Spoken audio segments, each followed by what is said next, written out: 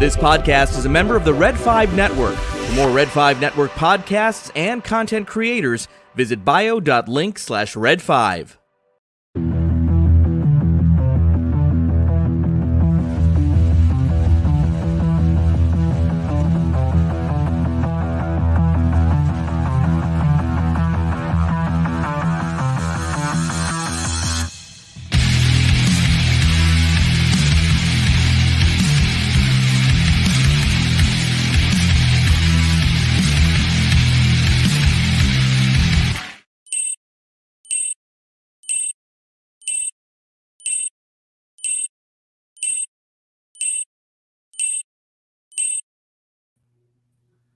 How we doing?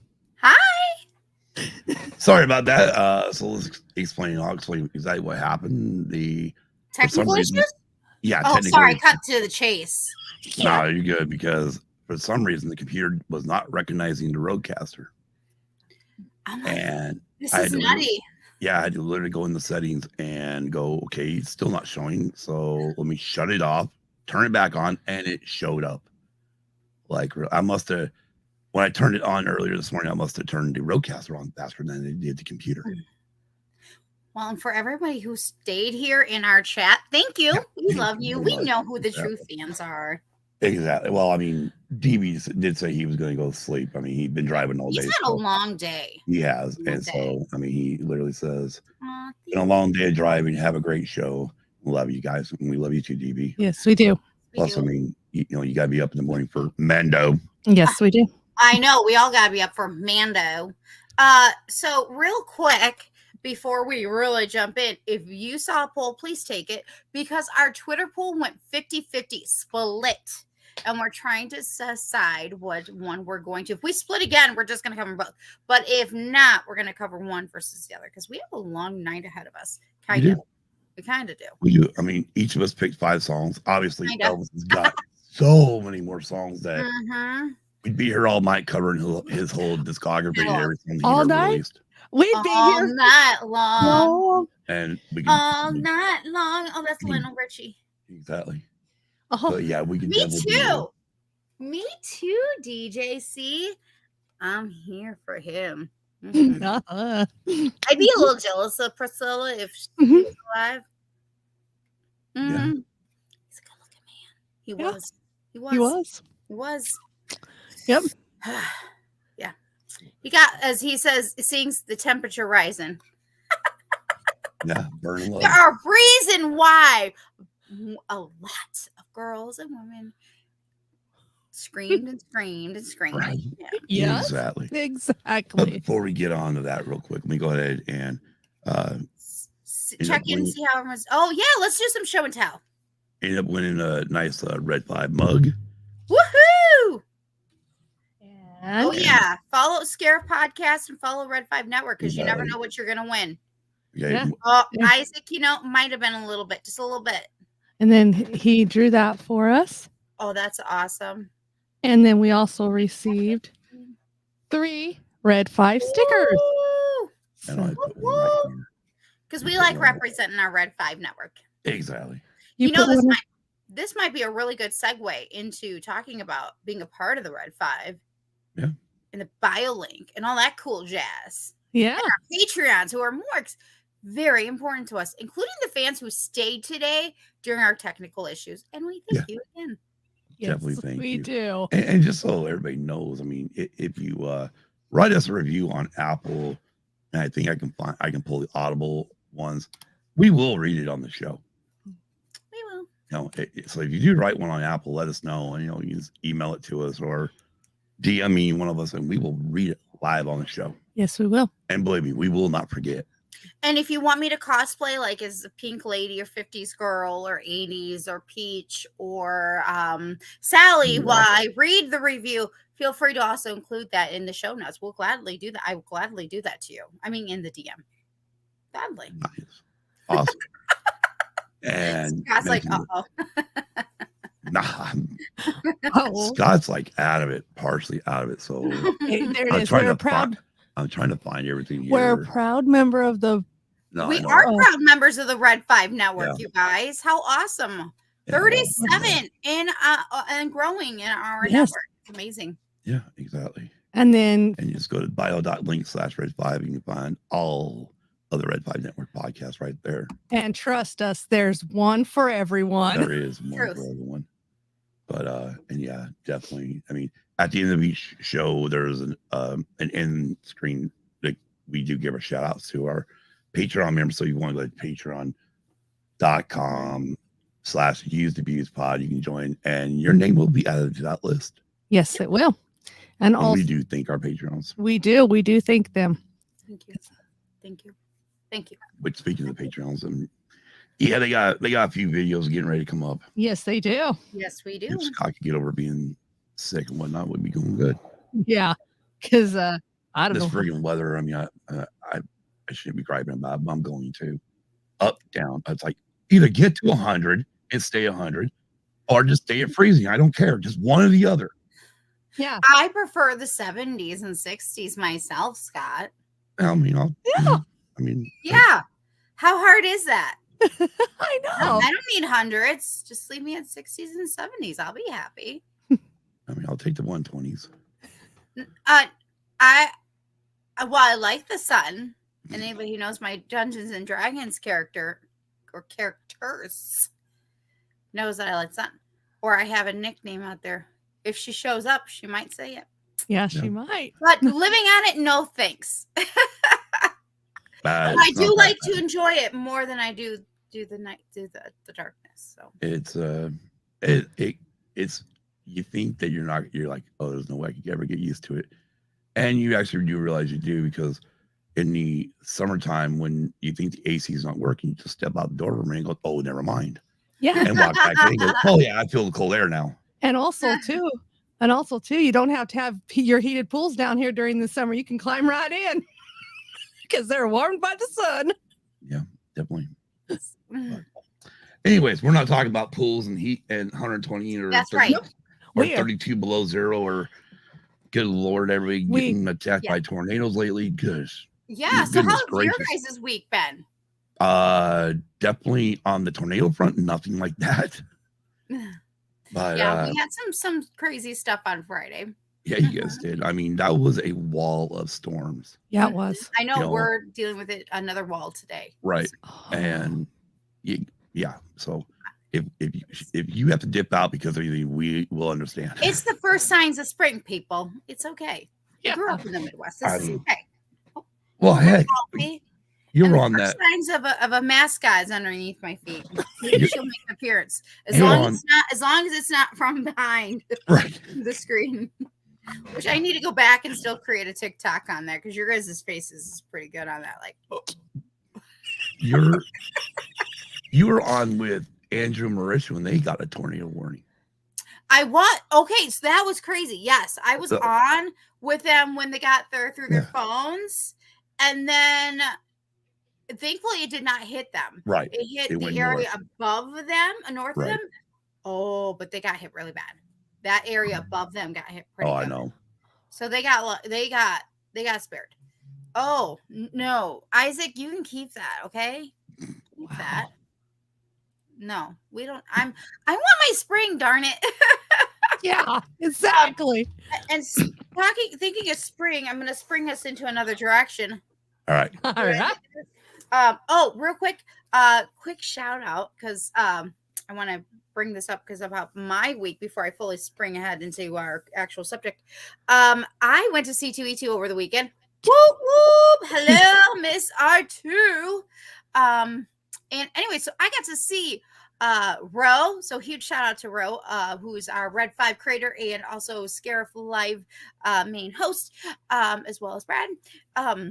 And so I got to see him almost every single day. I got to see Todd of WSTR, as well as his son Trent of Big T Little T. Oh my And gosh. Greg Todd- of I seen the photos. Todd dressed, doing the I storm squealed. Oh my gosh. I It squealed. was so friggin' awesome. And then I offered to make his shoes a little bit dirtier for him because he needed help making his boots more dirtier. I would have done that. I have no problems in helping my fellow Red Fivers.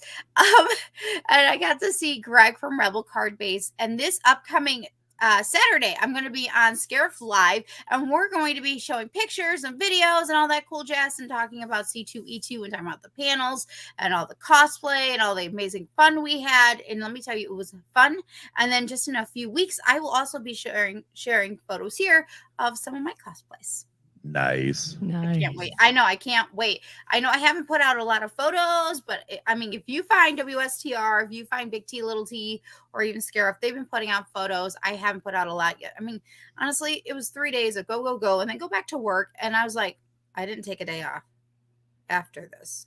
I should have thought about that. Probably my biggest like advice right now would be take a day after to recoup. Because my feet were hurting and I was tired. And I'm like, I don't know how I got through work that day. I pretty much was comatose. But I did, and I did well, but still.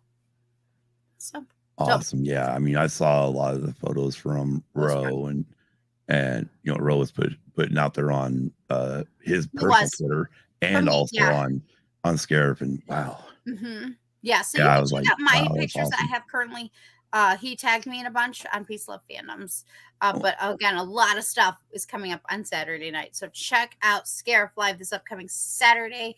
And also check out Greg of Rebel Base Card, as well as WSTR and Big T, Little T. Yep. Yeah.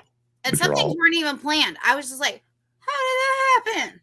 Cool. Again, you'll know when you know. And even ATSW might get mentioned because there was something funny that happened at the Clone Wars panel that I'm just like, do they work? Yeah. Anyways. Awesome. I talk too much. Bringing us forward, I want to do one quick show and tell before we get into having a little less conversation, a little bit more action. I want to say a huge thank you to Kim and Scott for this, because I got this for a few weeks ago, but I've been saving it for tonight. Mr. Elvis Presley, 68 comeback with Shank. Look at this gorgeous book. It is one. He's handsome. What? I mean, look at this book. It is amazing.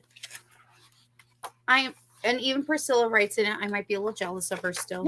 Married to him. I wasn't even alive, but I might be jealous. I mean, look at this. Ah, look at that.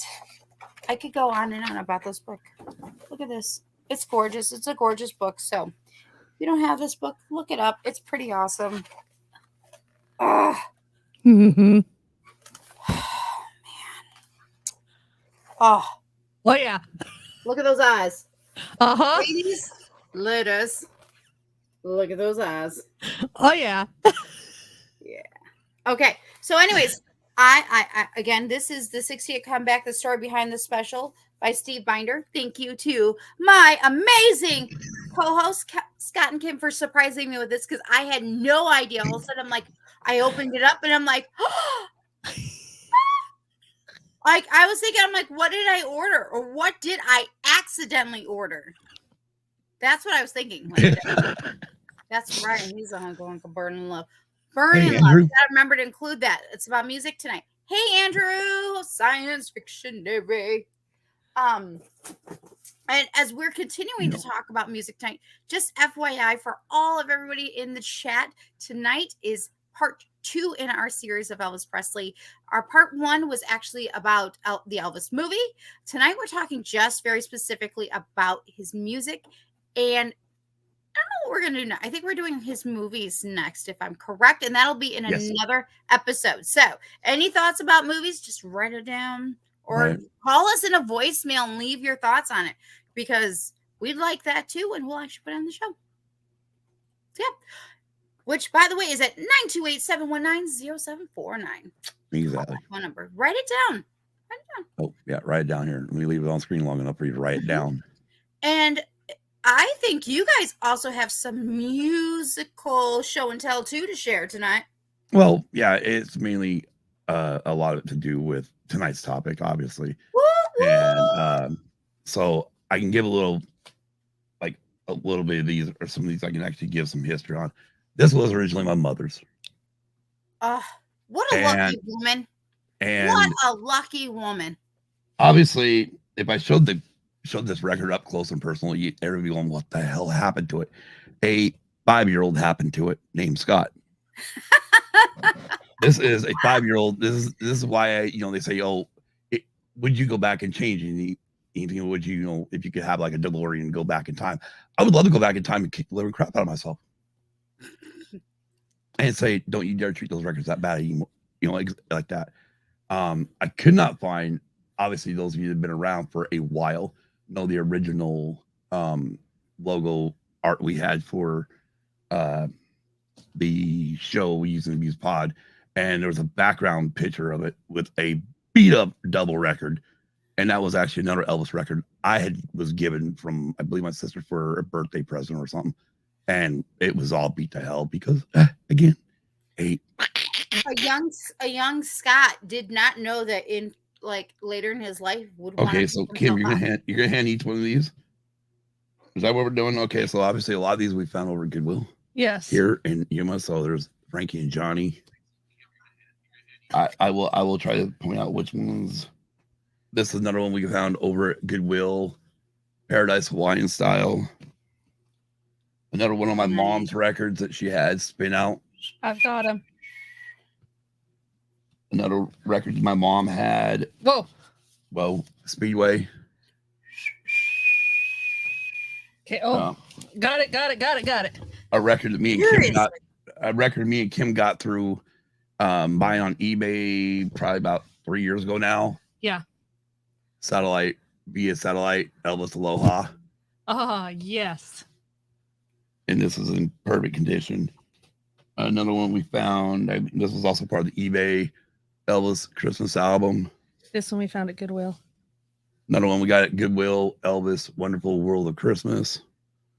This one we got in an eBay lot. We also went to eBay lot, Elvis. My mom and dad, we had this on 8-track back in the day. The very first song on side one, or the very first track on the first 8-track, is Hound Dog. So Hound Dog, I was so happy to find this. Now this one here, and then the one that I talked about destroying, were also all released after his death, or close to after his death. And then there's another. And then here's a Pickwick version of Frankie and Johnny where they changed the cover, and then they also took 1 or 2 songs away. And then why you gotta make us all cry? And then this is the one I was talking about. If you remember the original logo, it's like this back cover here, but it's all ripped to hell. This is a cleaner copy. We got this on eBay. And of course, I was very happy to get this back because it is all legendary live performances from the 70s. And I was mad at myself for beating the crap out of it. And then those of you that are on Patreon, I guess you're going to find out, right? The ones that aren't on Patreon, you're going to find out one of our, right? We did this on Patreon. We did it here. I'm not sure. I don't remember where we did it, but anyways. Yeah, there's a cute story behind that one. Well, for me, there is. The Elvis Presley Promised Land album, which is the first time I know I ever heard this song was because of Men in Black. Me too. I never knew about that song, never knew about the album. And so, of course, but yeah. So, yeah. Kim, I have a quick question for you. Uh-huh. If you had to choose, you could marry Elvis or marry one of the guys from New Kids on the Block, who are you picking? Oh my gosh, that's a hard choice. Fine, I'll take Elvis. You can take New Kids on the Block. Okay, sounds good. Wait, so she's taking all 5? Congratulations, Kim. Actually, technically 4. Yeah. But you know, you can have the farmhouse. Yeah. Am I in your way? No, I just forgot my phone. Ouch. Yeah. Are you okay? Yeah, I'm fine. I just forgot my phone. Okay. Forgot my phone. All right, let's rock and roll. Let's rock and roll. Yes. Literally rock and roll. The king of rock and roll. It is the king of rock and roll. And honestly, we're not going to go head over heels deep into his career. Nope. Tonight's just about his music. Right. We're just going to talk about, I mean, we've each chosen 5 songs. And believe me, I actually do have a list off to the side that is all these songs, because literally we were sending songs to each other saying, this is what we like to do. Yeah, and if we didn't have it, then, or, someone else took it, I would move something around. And even at the last minute before I sent the rest of my list, I pulled stuff out and moved things around. Yeah. Because it's like trying to pick 5 songs. Like, are you kidding me? That's why we decided to do an additional, the poll that's happening in the chat that came off of Twitter because it was 50-50. Right. I'm like, okay, like I felt like we just didn't have enough because I'm like, there was one, and then my shocker is that one of the three didn't even get any votes, so it didn't even make this poll because I was like, You know, the funny part is right now the poll is sitting at 50-50 on YouTube. really, y'all? You can't vote? Did everybody vote? I need y'all to vote. If not, I will cover both. I have no problems doing real quick. I have both of them wrote down anyway, so. I mean, honestly, I think what we're gonna find out. I don't know if Kim still has her longer. I mean, obviously, we're not gonna talk deeply about the songs we don't have. I got my long list here. Well, I don't know if we want to go long list because it's already 7:50, and Nicole got to be up early. Right, exactly. So let's party on. Let's get to the king of rock and roll. Yes. You're up. Oh, me? Oh, hi. Yeah. Sorry. All right, so This is what I love about our show. We're like, wait, who's doing what? Okay, I Kim, didn't hear my name, so it was just like, wait. Kim's over here headbutting the friggin' microphone. Okay, now we're going to turn the floor over to Nicole so she can start this party. Okay, bye. No.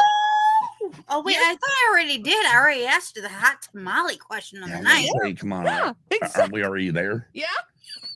We're already there. We were there a long time ago. You know what I'm saying? Oh, yeah. Okay. I am going to start us all off with one of my favorites that I also, where did it go? Oops. Okay. I'm going to start us off with one of my favorite Get You Dancing favorite songs from Mr. Elvis Presley. This song was recorded on January 12th, 1957, and it was released on March 22nd of the same year. The songwriter was Otis Blackwell. Elvis Presley was given special nods for the song because he was also known for helping to alternate these songs or to make them a little bit more personable. And in the back were the Jordanaires, which, by the way, can we give a huge shout out to the Jordanaires? One, Jordanaires. Haha. I'm a Chicago girl, Illinois girl, so Michael Jordan's really big. But the Jordanaires were a thing from 1943 through 2013. They were a vocal quartet. And the song that they were backing Mr. Elvis Presley on was a song called All Shook Up. It not only hit #1 for billboards, but also hit #1 in the UK, as well as the country charts here. It was #1s on many, many charts. There were other adaptations done by the Beatles, Billy Joel for Honeymoon in Vegas from 1991, and recently Broadway has come singing, and I recently went to the Off-Broadway show of All Shook Up, where they took Elvis Presley music and added it into a play. Really cool. It was neat. Nice. Very neat. So I wanted to start us up by all shaking us up. Fun fact, I heard that Otis Blackwell got an idea from this when he was drinking a Pepsi Cola because it was all shook up. And then, of course, again, Elvis came in and did his own little modifiers to make it more personable. I love the lyrics. It's fun. It's a fun song. I can remember watching the second movie of Look Who's Talking. So it was looking Who's Talking Too. And I can remember John Travolta dancing to the song and me wanting just to buttercup and I'm in love. I'm like, yeah, I want to dance with John Travolta to All Shook Up. If I can't have Elvis, can I have John at least? I mean, I know I'm asking for a lot here, but What can I do? I can only hope. Hey, single girls can hope, So yeah, All Shook Up. Was it that one of your guys' favorites too? Oh my gosh, I just want to just dance. Yeah, I mean, I'm all shook up. it's one of those songs where it is on almost every compilation, and yeah, it's one of those songs where if I'm gonna, if I go pick a song, it'll be one of those songs I do pick to play if I just want to listen to Elvis at that moment. Oh yeah. Mm-hmm. Yeah. Sorry. So what's funny, right, is go back to, and I'm just going to sidebar real quick, go back to our Elton John show. Me and Nicole come with all this information about each of the songs. Yeah. Right? And Kim doesn't, right? And then this time I make the Elvis list and I totally forget to go do all that. Yeah. I got my list. I got all my stuff. I know, but you went digging deep, but I forgot to I didn't do it. I didn't I was either. like, oh well, this is my list, and the reason why I'm going to go with this list is for a reason. But Well, and this Yeah. is just a fun song, and it's Yeah. it's loving, but it's fun. so You know, and let me tell you, when I think of this song, like this is like when you hear your like if it's Elvis was singing to you, you'd be like, okay, this is exactly how a girl would want to be sung to. This Right. is not just this is not necessarily a serenade, but this is like a fun poppy, but not poppy because it's roll, and at the same time because of the gospel quartet in the back. Just add some like different layers of elements that I really like, but like, man, let a guy sing me this song. Oh, I'll just be melting away and melting away and exactly. I melting. mean, you know, usually when you put on Elvis, you put on Elvis, and it doesn't matter what song comes on, you just keep listening to it. But yeah, I mean, All Shook Up is definitely one of those songs where, yeah, I'm gonna crank it up higher if it comes on. Oh yeah. You know, if we're listening to Sirius XM's Elvis channel, it comes on, it's being cranked higher than what it was before. Yeah. Yep. All right, Kim, are you ready? Are you ready to be all shook up with one of your favorites? Now, these are not all in order, by the way, people, because any day I might switch them out for what my other favorites are. Kim, are you ready to be shook up, girl? Yes, I am. Now, mine is actually, I believe it's from one of his movies. And it was the Hawaiian wedding song. And I have that, believe it or not, I have that up here. If I can find out. I'm going to hula dance. Wasn't it from Blue? Yeah, it was from Blue Hawaii. We'll Yeah. pretend I'm wearing a little, Okay, Kim. you know, But yeah, dress. I am. Yeah, it was from his movie, the Spit It Out. Blue Hawaii. And I don't have any like core information on it. I just know it's from one of his movies, but it was a movie that I had caught, I believe, on a movie channel or Disney or something. And I just was drawn to it because the rhythm, the beauty of it, it just drew me right in. And I just really, really love that song. And then I'm not sure, I can't remember everything, but I had an uncle actually record a compilation of a bunch of different Elvis songs. And I believe this was one of them that was on that disc that I basically wore out. When we were listening to CDs, I wore those out. So he burned you a CD of Elvis. Yeah, he burned me about 4 of them, 4 different ones of Elvis. Nice. So some of these songs are from that lot of burnt CDs that I got for Christmas one year. And they're just, So, but it was just one of those songs that I just love it because of the rhythm, the beauty of it, you know. And so yeah, hey, that's sometimes as simple as it is. I like the song. Yeah. Okay.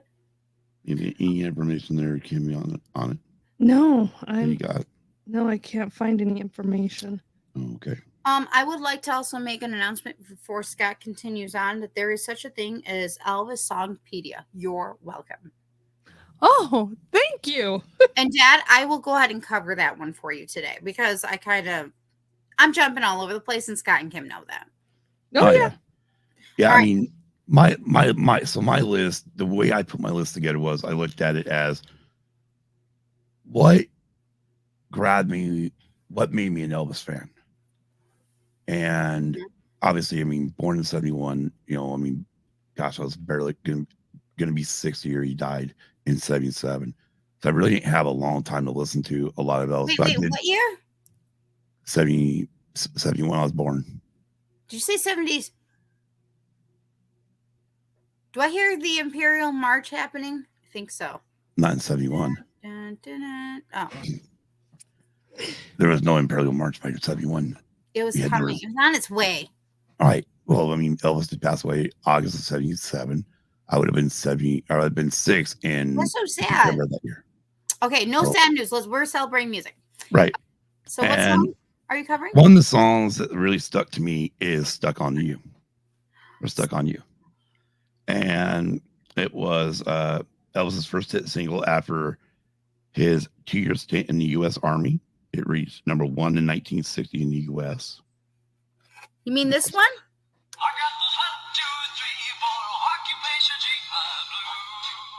That one?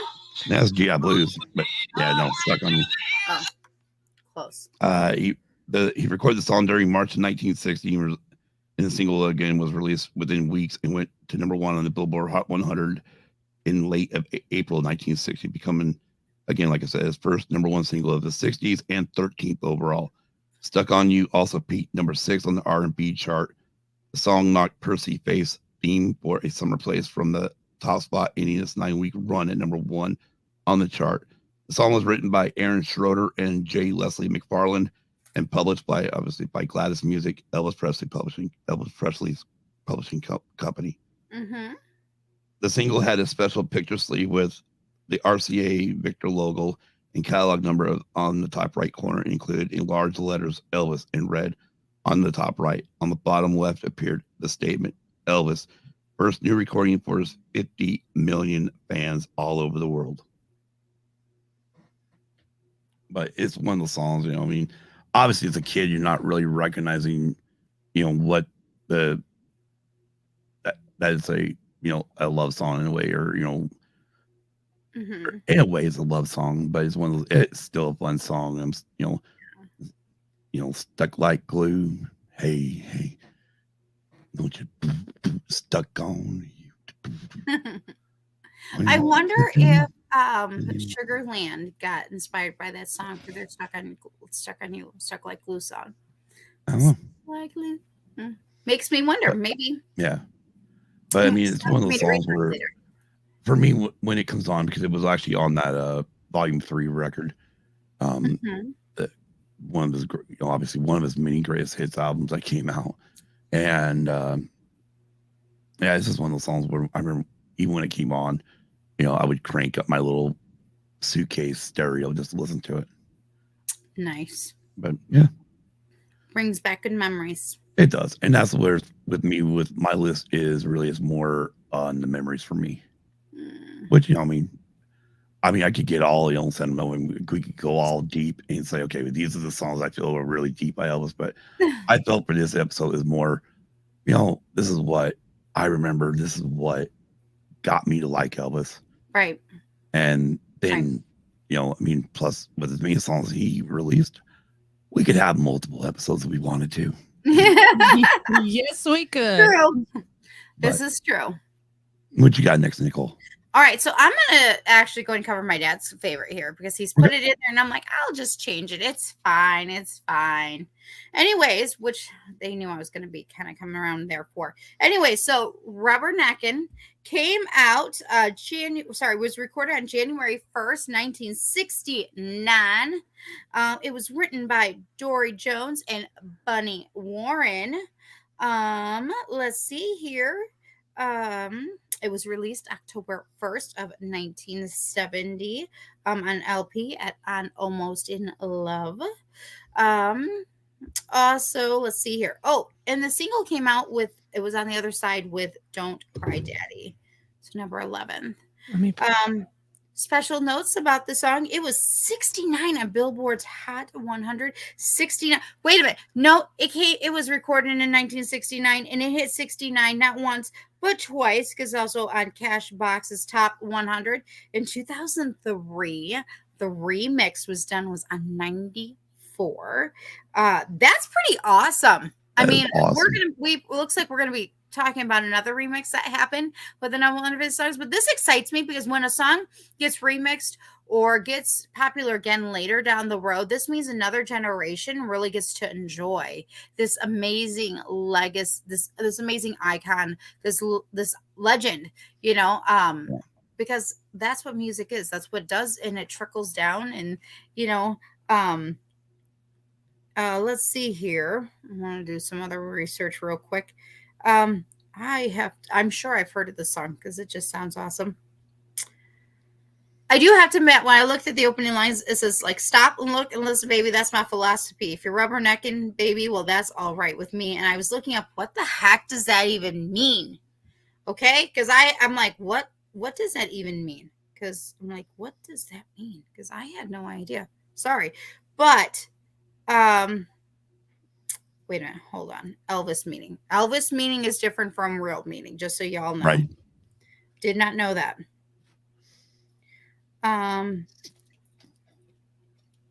Oh, and it was also in a Lilo and Stitch. Fun fact. I thought, lyrics speak of a man who like to look at women despite what others may say. He's attracted to women who are confident and feel good about themselves. I like that. That is that is awesome. Exactly. And again, it was also on Lilo and Stitch. So Coolio, love that. Love that. Did not know that. What? Lilo and Stitch. Lilo and Stitch. Yeah. Okay. Yeah. That's the one where you're asking me about that one part. Yeah, I only know it from the game. So, yeah.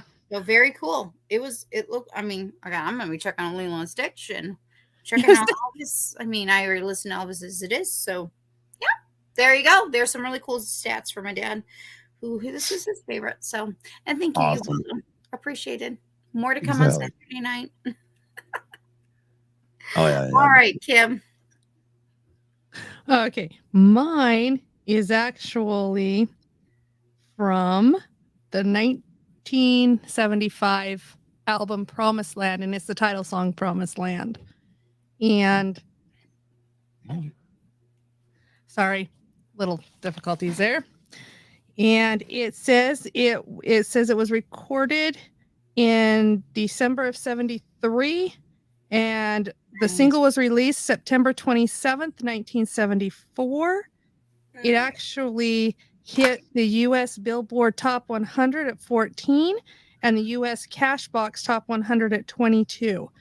And then as mentioned when we were going over the album, it was included on the soundtrack of Men in Black, the 1997 film. So you got the original insert. So again, another generation gets to discover it in a new way. Yeah. Heck, because of that movie, I just kind of like, wait a minute. I'm like, dude, that's Elvis. Wait. Why have I not heard this song? Where is the song? I've got to find this song. Yeah. And when I mean, thank goodness for Napster back in the day. Yep. And it was actually originally written by Chuck Berry. Yep. Nice. That's a cool fun fact. I did not know. Excuse me, by the way. Yeah, another really cool legend of that time, Chuck Berry. Yep. Exactly. Yeah. Love it. Anything else, Kim? Nope, nothing else. Not a thing. Well, she's like, I'm on it tonight. Yeah, she went to whatever website you told her to go to, and she's using that, aren't you? No, I'm using Wikipedia. Oh, okay. Elvispedia. Who knew? Yeah. Who knew? Well, I mean, there is Wikipedia, and there's all the know. different, so I mean, I guess should have realized there was an Elvispedia out there too. If Elvis shows up on Wikipedia. That makes you wonder. Don't wonder too off. No, I won't. But makes you wonder if he would have lived, would he have been maybe in Empire or Return of the Jedi? I think he would have watched it. Well, I mean, I think he would have watched it, but I mean, I wonder if he would have maybe, although, I mean, yeah, I see you're laughing, but we do have an episode on Napster back when we had Lunar Girl and Dragon Buddy on. That was a fun episode too. Mm-hmm. I think it was before we actually joined the Red Five Network. But anyways, let me get us back on track. Yes. Because my next song, I guess I'm ready for that, right? Yes. Mm-hmm. Is another one off that Elvis Volume 3 record. You don't need to show it. Okay. Is Little Sister. Little sister, don't you? Little sister, don't you? Little sister, don't you kiss me once or twice? You tell me that it's nice. And then you leave. You're wrong. Sorry, I just can't help but Little dance. sister, don't you do what your big sister does? Again, it was one of those. It's a fun song. It just grabbed me. I mean, I guess probably just because of the musical, the way the music was on it. But a little information here is that it was written by Doc Pomus and Mort Schumann, originally released as a single in '61 by American singer Elvis Presley, who enjoyed a number 5 hit with it on the Billboard Hot 100. kind of interesting in my opinion. I don't get all the cool information like Kim does, but that's okay. Presley also performs as part of a medley with Get Back in 1970 rockumentary film Elvis. That's the way it is. And again, Little Sister would later be covered by such artists as Dwight Yoakam. And for those of you wondering when he did that, it was actually on the soundtrack for Honeymoon in Vegas. Yep, another one from Honeymoon in Vegas. And that one there, I do like his version. There's a lot of songs on that. I might have to go back to listen to them now, but I know like when I listened to a lot of them in the beginning, I'm like, no, oh, wow, Dwight, you nailed it, you know. But also it was covered by Robert Plant, the Nighthawks, and Pearl Jam. So just to give everybody, the lyric makes mention of Jim Dandy, which was the title of a 1956 tune, Jim Dandy by Laverne Baker, an answer song to Little Sister with the same medley but different lyrics, was recorded and released under the title Hey Memphis by Baker on Atlantic Records in September of 1961. So again, it's just one of those fun songs for me. One of those ones I know I listen to a lot, and it makes me just want to start dancing. Right? I mean, and it's just one of those songs. I mean, I love the music in it, and I love Elvis's voice in it. But yeah, that's another one for me. Awesome. All right, Nicole, I'm ready. You're ready? I'm ready. I am. Thought I was. All right. Grabbing the other notes. Now, don't you dare. I see you. If anybody knows, we have a little bit of kind of a cat mascot who is once upon a time. If you were here, you got to see a cat land from the other side of the moon. I mean, of the side of the screen. All right. So I am very excited because I love this next song. I mean, I love them all. What am I lying? Who's be lying? Recorded on July 2nd, 1956, released on July 13th, 1956. Again, with the Jordanaires in the back. And if you watch the original official video, you can see them. Songwriter was, again, Otis Blackwell. And again, Elvis gets credit because he did help to shape the song. He did switch things around. And this song, for a fun fact, was released in 2002 into the Grammy Hall of Fame. I'm talking none other but the song Don't Be Cruel. I love this song. Don't be cruel to a heart that's true. Say hi, Alfie. So I love this song. I think this song is one song I probably have loved Mike my whole life. I mean, I've loved Elvis so pretty much my whole life. When I think about this song, though, if I'm breaking down the lyrics and getting into it, I just feel like it is the song that any person that has been through heartache or sadness can understand. Or when you're really excited and you're wanting to date somebody and you got a crush on them and you're like, don't be that way, please. Right. Instead of saying please, it's like in song form, and it is wonderful. And I just love that because that is exactly how I would feel when I'm like, if I'm dating somebody or if I have a crush on them and I'm like, oh, I hope it doesn't go this way. And they're like, just don't be cruel to me. Don't hurt me. And it's just in that cutesy way. But at the same time, it wasn't cutesy. It was very true. I mean, shoot, this song even involves marriage. But great song. Just a good classic, good song. And again, the Jordanaires in the back, I just love it. I just love that extra layer of gospel, even though it's rock and roll. Oh yeah. Love it. Oh yeah. I love his genres. I love how Elvis did his music because he didn't just do rock and roll. Okay. It was rock and roll, country, R&B, the beginnings of R&B and what's considered pop. And then he also had gospel. He had gospel in the song, and people like kind of miss it because they don't realize that there's a gospel quartet behind him. Right. And I just love it, and it adds just those beautiful layers to make it a really good song. Exactly. It is a wonderful song. Now, That's true. that thing was released twice, or it was covered twice, right? Sorry, I It was started covered. like singing and dancing. Well, that was covered by Cheap Trick and also the Judds, right? Maybe, I'm sure. I didn't find that out. I was too. I was that one. I actually really did not. I only wrote down basics on that one. I didn't even cover the. Okay. I was writing down my notes. I was writing down fast. I know I think it's an 80s album by Cheap Trick, because that's pretty much the album. That's the song that actually got me. Well, Bobby Brown did too, but I don't know if it's the exact same song or if it's different. I would have to see. I think the Beatles had a version of it that's not recorded, but it was sung. Connie Frank, Annette Peacock, Barbara Lynn, Billy Black combo. I mean, there is a long list. Jerry Lee Lewis, Merle Haggard. There's a lot of people that covered this song, and but the ones that probably made it the most was the Judds, because that peaked on number 10 on Billboard. Okay. Yeah, I do remember. I think that was probably, and then Cheap Trick. I think that was probably for them was like that's the ones that would stick out. Like, yeah, I mean that covered it. Cheap Trick for me was the reason why I got into Cheap Trick a little bit and would start discovering some of their back catalog, was because of their cover of Don't Be Cruel, because I thought they did a really great job on it. And of course, the Judds, I mean, they pretty much touch where they touch. It does make sense, because when I listened to Winona's got it. She got a little bit.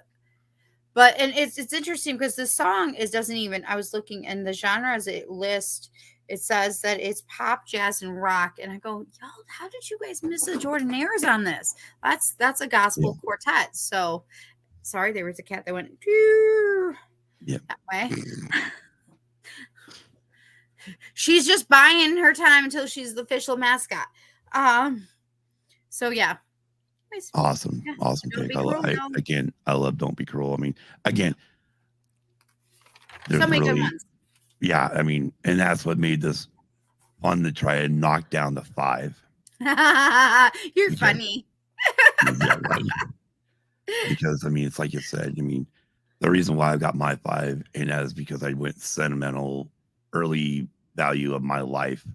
Yeah. What got me into Elvis, and that's the reason why I went with my 5. But if I wanted to go real deep and whatnot, yeah, I mean, there's no way I'm choosing 5. Yeah. Matter of fact, it'd be easier for me to make a list of songs I didn't like that Elvis did. It just hit the road, Jack. There's actually one. There's one I can say for sure. I don't. And I don't like his version of it. But that's. Should I start singing "Don't Be Cruel"? Right, and we're not going to. I mean, you guys want to know? You can DM me on Twitter. And I'll tell you what song it was. Hi, Rolando. Can you talk? Hi, Rolando. Well, me and Nicole both messed that up, so let's do this together. Please get your shit together. Kim, save the show. Save the show. Yeah, it was us, Kim. It was our turn this time.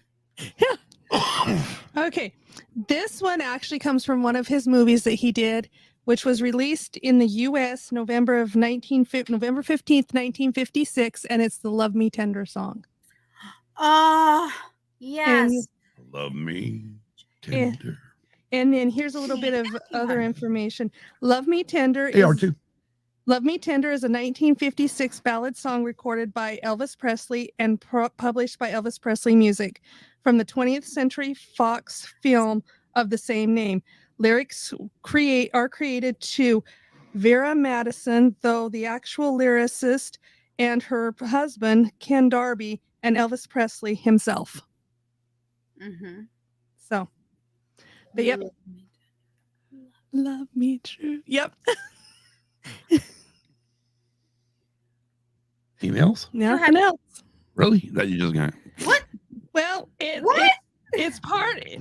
It's actually going more in from the music was actually composed by Lionel Newman, and it was actually, like I said, one of his movies, which we'll be discussing later. You can say what movie? Yeah. It's the movie by the same name, "Love Me Tender." Oh, okay. Yeah. Yes, It's a movie by the same name, Love Me Tender. Love me tender. Love me sweet, never let me go. Yep. It is a beautiful song. It Can we is. just say that it is just a simply beautiful love song? Mhm. And yeah, you just want to. Yeah. I think I could help you there on that one. Uh-huh. Anything else? Nope. Nothing else. Nothing else. Nope. Scott's like, how is this possible? He's going to be checking Kim in and checking her temperature soon. Checking her temperature rising. Okay, well, I guess we'll continue on then. Yes, continue on. Because mine may not have been originally released by Elvis, but it was originally released in 1970 by an artist named James Taylor. And the song is called Steamroller Blues, but it was made famous by Elvis. He did that a lot. Yes. Yes, he did. Yes, Isaac, we swoon. We swoon a lot around here. Yes, when it we comes to Elvis and New Kids on the Block and Backstreet Boys, and we Mhm. swoon. So he in the 70s, Elvis added it to his concert repertoire and included on his live album Aloha from Hawaii via satellite. It was released as a single in 1973 with Fool as a flip side track. The song reached number 17 on the Billboard US Pop Singles chart, number 10 on the Cashbox Top Pop Singles chart, and number 16 on Record World Singles chart. It was later included on 2007's The Essential Elvis Presley. A newly orchestrated version was included on the 2015 album If I Can Dream with the Royal Philharmonic Orchestra. The song resulted in Elvis's last 3 entries at number 1 on a major charting format. The Aloha from Hawaii double LP peaked at number 1 on the Billboard and Cash album charts. The single Steamroller Blues peaked at number 1 on Record World Single Chart. So yeah, and I'm a steamroller baby. So I mean, you know, you got the newer band, and you know, it's one of those songs because I mean, it was on Aloha. We had Aloha on 8-track, you know, and so it was one of those songs that I remember being played a lot in the vehicle, you know, and it's just one of those ones that really just stuck with me. You know, I mean, I'm literally when the back and forth between him and the guitar player, my goodness gracious, I just loved it. You know, like I said, when I'm a steamroller baby, it's like that, and we all know, especially if you watch some of these things on HBO Max, at least behind the scenes of Elvis, you watch him with the band. It's just him and the band practicing, and he's like, no, let's do this. I mean, he's always conducting the band and telling them, let's do it this way. Right, and that's why he gets credit, is because he alternates it to make it sound a certain way, right, or to make it feel like it's his. I mean, he does make it personable. I mean, right, and I like even when the international hotel shows, when they go to the final rehearsal where he's got what was the Stamps and the girls, what are their names? The what now? The girls that were in the band. Oh, back then. I think the Stamps were the guys, and then the choir. Yeah, they're the singers. I mean, oh my gosh, God, I can't remember her name now. Anyways, they're sitting around doing a rehearsal with the band, and he would stop everybody and then even direct them on how he wants them to sound, or he wants one of the girls to be more powerful than the rest of them. You know, it's like, wow. Yeah. You know, the sweet yeah, the sweet sensations. Yeah, the sweet sensations. Yeah, I had to dig it deep. out. And that's one thing I love about Elvis is, when we start learning that about him, it's like, well, he didn't really need to write his own material, because he could take some of his material and make it better, like the record I was pointing at. Yeah, right. He wasn't a songwriter, but he really knew his stuff. Right. He knew his stuff. And one of the things, I mean, I pointed out earlier, one of the records is that legendary performances on there is Proud Mary, a great, huge hit by CCR. Creedence Clearwater Revival, for those who don't know what CCR is. I'm like starting out, but now I got Tina singing in my head. You guys all don't even or even Ike and Tina Turner, but I had only the version I had only heard was Elvis until later in life when I heard, CCR and then eventually Ike and Tina, I was like, oh my gosh, but for me, You're gonna finally say hi. the best version is Elvis, in my opinion. That's my opinion. Yeah. Well, if I had to choose, somebody says, well, give me your top 10 CCR songs. Well, of course, I'm going to include it because I love that song. Yeah. But I also will include it in Elvis, but I didn't in this one because this is a little bit different. Because one, we're not talking about total live tracks, but even though I just mentioned Steamroller Blues, but yeah, it was one of those songs where it's been with me for my whole life, I feel like, but yeah, I love Steamroller Blues. Yeah. I'm gonna roll all over you. Yep. Anyways, Nicole, what you got next? Okay, well, this is my last one before we go ahead. We'll play around here for a few minutes to talk about two other additional songs before we do a final round. But this song, actually, I got into this song later. So I've heard of the song, but it really changed when somebody resent it to me. And it was special because they are special. And I was just like, wow, I really like this song. And it really stuck to me. And I'm like, I really like it. And the song I'm singing is just called one word, Don't. That's it. Don't. Okay. In fact, when you look it up, make sure you just put Don't and then make sure it's Elvis Presley, because if not, it'll pull up Don't Be Cruel and all the other ones too. But it's called Just Don't. It was recorded on September 6th, 1957, released on January 7th, 1958. It's considered a ballad / pop. Again, that was in the early days of many genres that he had. The song was included on the music revenue of Smokey Joe's Cafe as a medley done with Love Me. On the charts, the song Don't hit number 2 on the UK chart, and on the US Billboard, it hit number 1, as well as number 2 for the country's hot singles, and number 4 on R&B.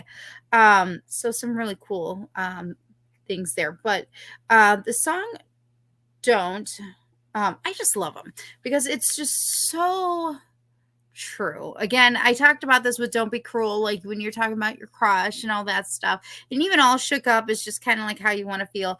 And this is, don't, that's what they say each time. Each time that I hold you this way, when I feel like this and I want to kiss you, baby, don't, he wants you to stay. It also kind of reminds me of what the Christmas song is, Baby It's Cold Outside. I want you to stay. I want you to stay. Right. And I love that, don't say don't and leave my embrace free. You're here in my arms and it's your place, and I think when somebody really knows that they're feeling like this is it, this is the one, that's that feeling that you get, you get that exciting feeling, and you're like, no, I don't want you to go. No, I want to see more of you. No, please don't go. And I think that this song really speaks to that. If you think this is just a game I'm playing, if you think that I don't mean every word I'm saying, don't feel that way, which I also love. I love that he says that. I love that these songwriters included that lyric because, sometimes once you've been hurt and you're with somebody else and you're just like, and I know I'm deep diving here, y'all. And you don't want to be hurt again. Don't be cruel.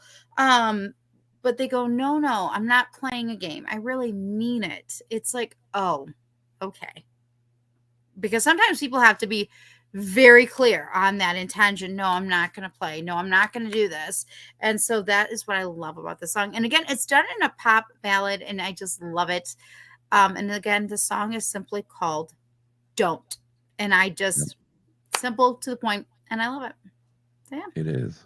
Yep. Well, You know what I love about what I love about our fans and our listeners and whatnot, right? Is we've got 10 votes on this poll and it is stuck at 50% each. I love it. I know. I'm looking up like real quick stuff right now.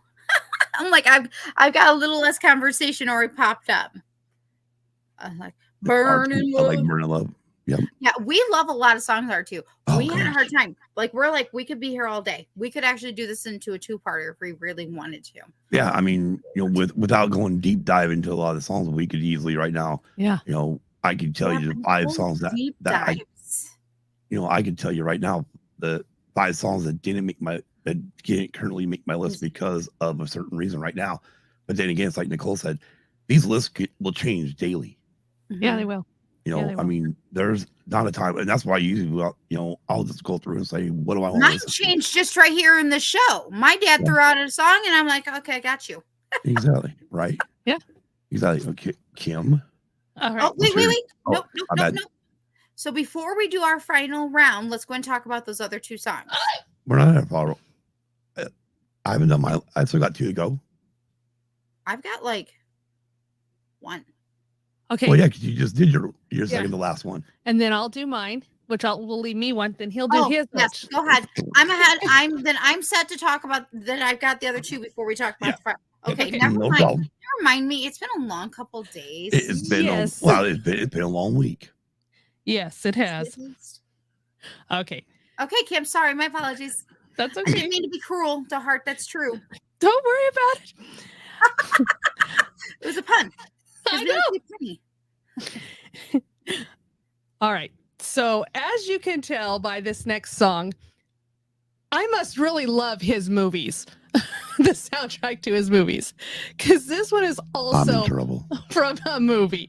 And it's Let Me Be Your Teddy Bear is a popular song first recorded by Elvis Presley in 1957 for the soundtrack of the second motion picture Loving You. During which Presley performs the song on screen, it was written by Carl Mann and Bernie Lowe and published in 1957 by Gladys Music. Wait. It was written by Charles Mann. Carl Mann. Carl Mann. In relation to you? Not that I know of. Damn it. I wish. You're right to ask. I mean, is your surname? So, I mean, I what the know. heck? All right. And then this is just a little bit more information on the single here. It says the song was a U.S. #1 hit during the summer of 1957, staying #1 for 7 weeks. The third of the 4 Presley had the year. Probably the third one Presley had for that year. Let Me Be Your Teddy Bear. I'm sorry. Let Me Be Your Teddy Bear would also hit #1 on R&B bestseller list, becoming the 4th #1 on the chart. The song also reached #1 on the country charts for a single week. So it kind of went over almost all genres for that one. So, and also too, it looks like it might have appeared twice on when you had like an A-side, B-side, one song a piece.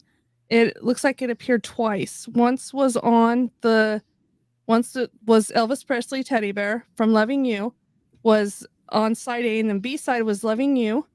And then also appeared again on Elvis Sings for Children and Grown-Ups. So it looks like side A was the Let Me Be Your Teddy Bear, and the B-side was Puppet on a String. Nice.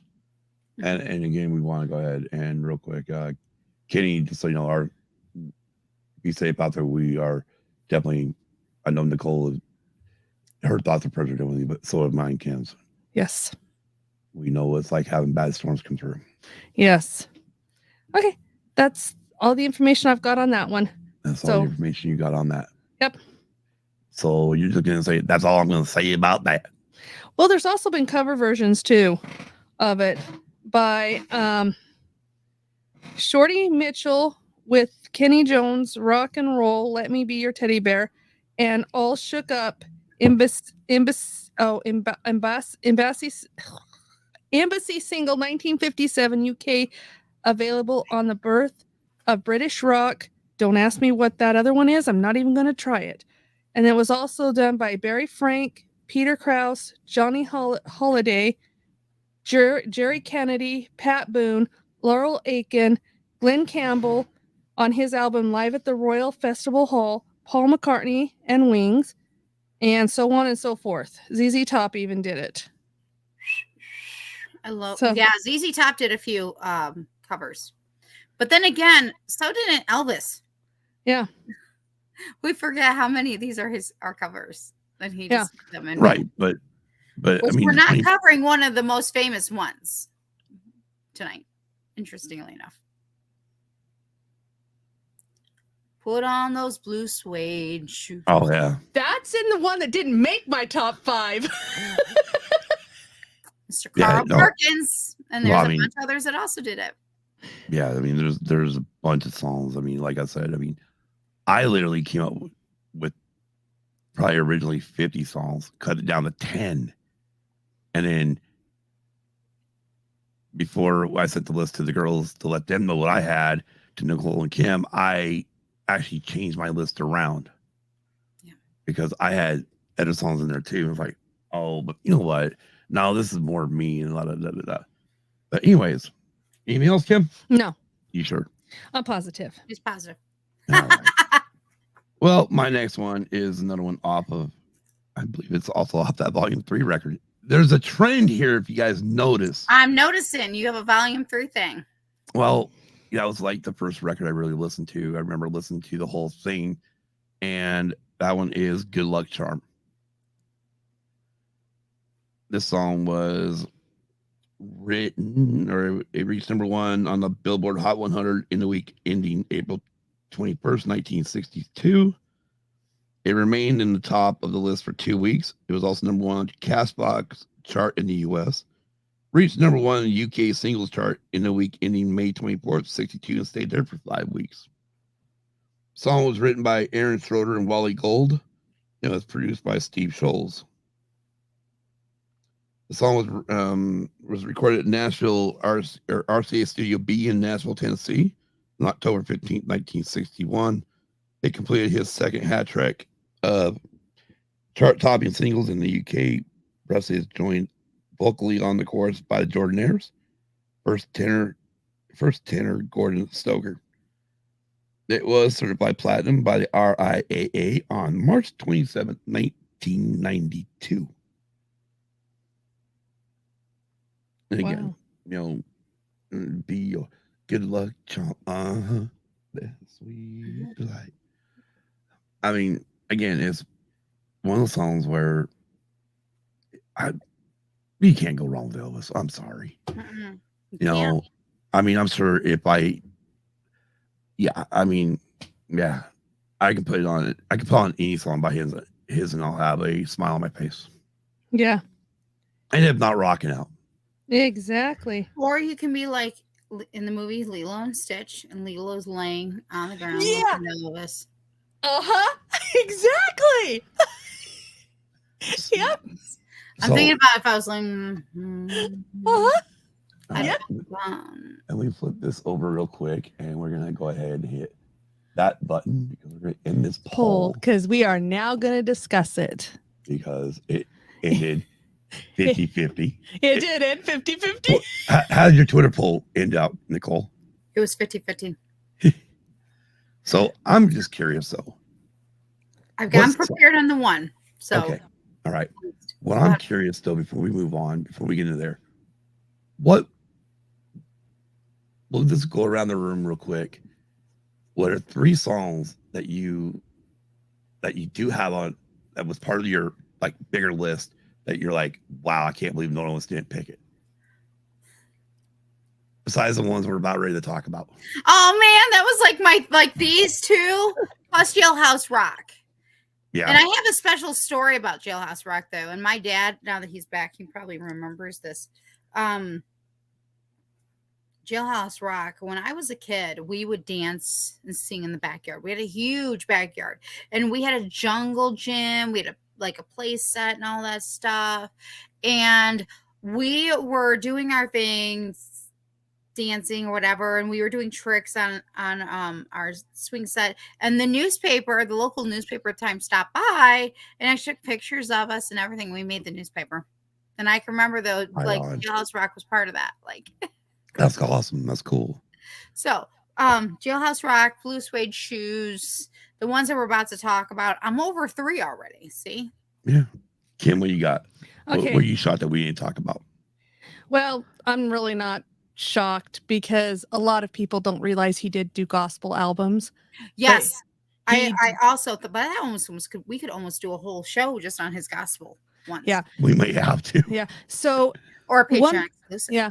Yeah. Yeah. So one of them that did come from one of his these next 2 that didn't make it were from his gospel albums. One of them was Where No One Stands Alone, and the other is How Great Thou Art. Oh my gosh, yes. Yeah. And then I believe this is also the third one. So my 3 are his gospel, and it's In the Garden, because I just love his gospel hits. Yes. Oh, my compilation that my uncle made me, that was one whole CD was of his gospel hits. I believe and he oh my gosh, I just loved the gospel hits. Him and Johnny both had major spiritual lives, and they both had gospel songs. Yeah. And they will hit you and pierce your heart in ways that nothing else will. That's right. And at the time that I had got it, yeah, I put it on because, like you said, there was times in my life that I just needed to hear something to say it's okay. Yeah. And it was Elvis. Elvis had a spiritual life, and you know, who knows that knows him and knows his life, knows that, and that also went into his music, and he was born and raised. So. Exactly. Yeah. What about you, Scott? Okay, 3 that we have not yet mentioned. So one of them I actually took off my list, and this one shocked me. I just learned about this one probably within the last 10 years that Elvis did, but it was a bigger hit by another person on in the late 80s, early 90s. And that is a song called Trouble,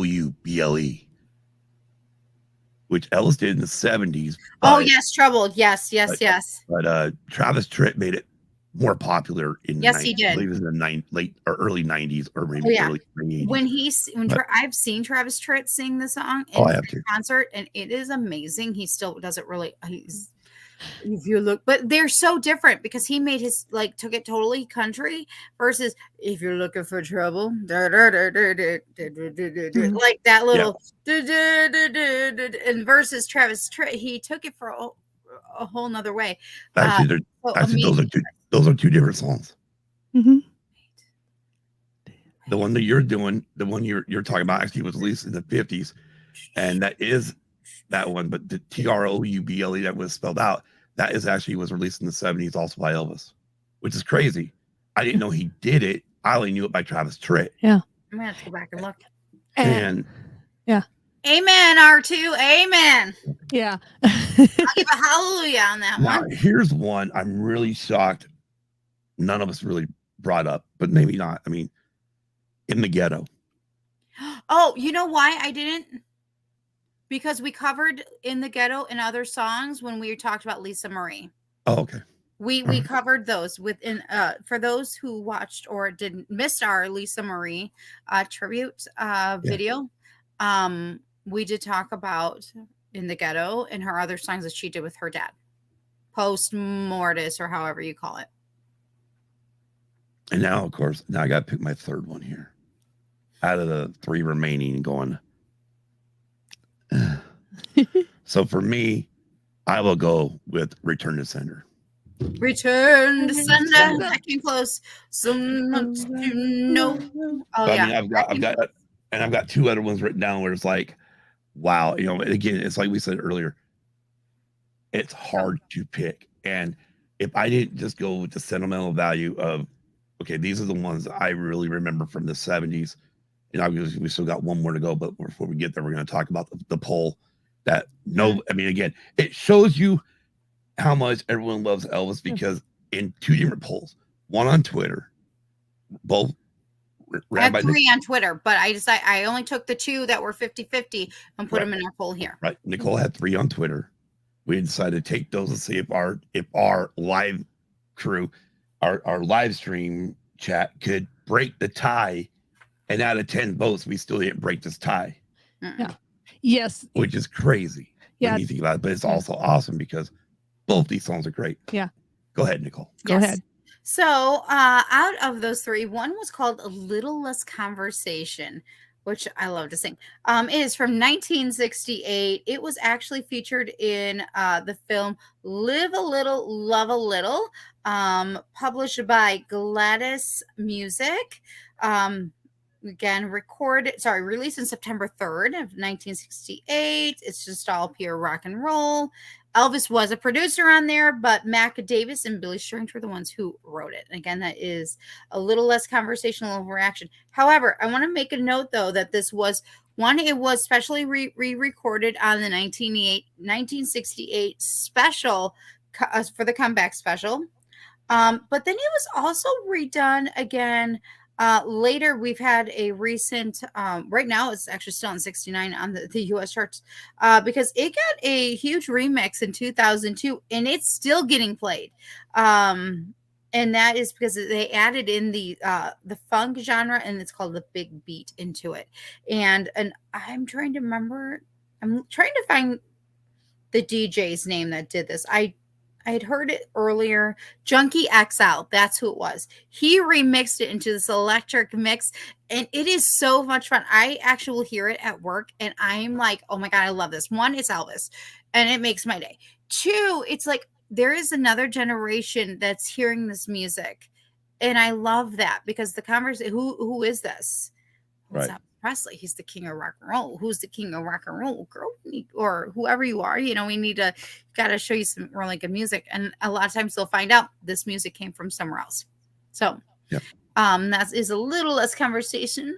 And of course, every time I say that, all I want to do is a little bit more action. A little more action, please. I also want to make a special note before we really truly move on to the next song and our next round. That is, I just thought about, Elvis, on Full House when I would watch it as a kid, Uncle Jesse, who I also had a huge crush on. Oh, yeah. I'm seeing a trend here. Obviously, that never happened in my real life. But Uncle Jesse, who of course looks like Elvis in a special way, he loved Elvis and the Beach Boys. And I think that was also a really big reason why I loved Elvis Presley, is because that was also part of my childhood. So when I hear these songs, again, for others to hear now, that means I feel like it's moving on to the next generation. And I love that. And I think that's good. It's important. I was just making sure of something. I thought I saw something come. Thought I saw something out of the corner of my eye. So it's a ghost. Yeah, I figured that. Don't worry. He's not there. And the other one that we had in our poll was actually Viva Las Vegas. That was also recovered later by ZZ Top. Yes, R2, but special note, my dad's in that chat with you. Thanks, R2. It don't take much to get Kim going. Go ahead. So Viva Las Vegas, again, was later also... Again, ZZ Top caught onto it. Released in also another 1968, Volume 4, not Volume 3. Trying to look up some stuff. Rock and roll, of course. Songwriters was Doc Thomas and Mort Schumann. Dang it. And it was, what stinks? This was recorded on July 10th. It couldn't have been July 9th, huh? Couldn't have been July 9th. Too bad. That's sad.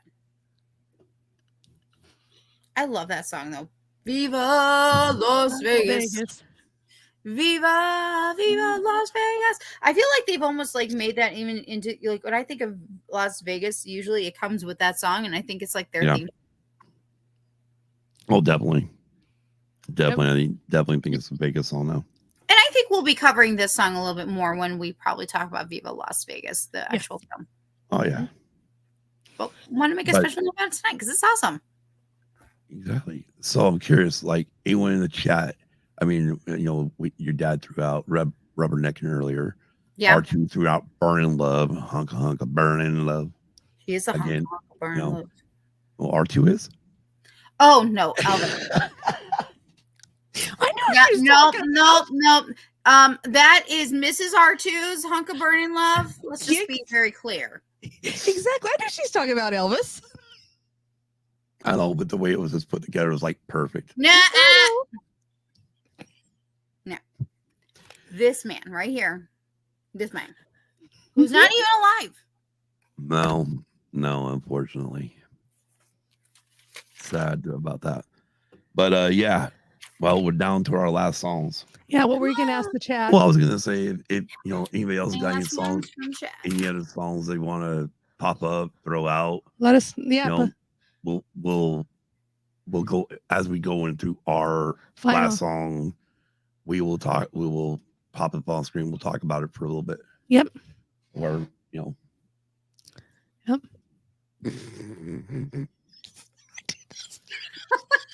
No, she doesn't have to put up a fight with me. She can just have you, R2. Don't think that person can just have you. All righty, we ready? Last round. You ready? Last round. It really sounds wrong. I know. What? Last call. Yeah, last call.